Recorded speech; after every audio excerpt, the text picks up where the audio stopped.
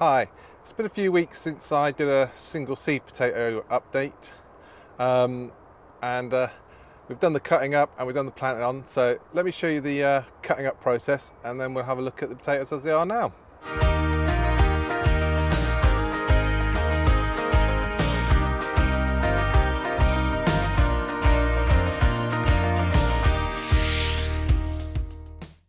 So it's been about a week since my last single seed potato update, and so I've got it all marked up now. There's still the big chit at the top there. We've got another little one that's come on the side here, potential one there, and another 1, 2, 3 at the bottom. So it is going to be, so there's enough of a sign there of the chits so that we can actually start chopping this up. So I've marked it all up.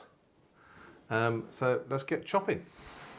So I've got my board and my sharp knife, marked it all up. Feels a little bit like I'm doing one of those late night Channel 4 programs where I say, okay, Mr. Potato, we're going to cut this, we're going to tuck that, we're going to think, and you're going to look great afterwards. But let's get on and give this a cut. So the first cut is going to be down through there. Okay. And then the next one we're going to do is we're going to separate these. I'm not going to separate these top ones because there's a little one at the side there. So we're going to just try and go down the side of that. So that is one. There's a little bit of a chip that's forming just there. So we're going to just take that diagonally down through there. So that is 1, 2, 3. And then let's get on with this one.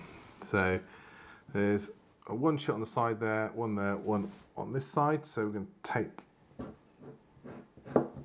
that one down there as number 4. And then we just go down between the center of these two. And there we go. So we have 1, 2, 3, potentially, that's a potential third, 4,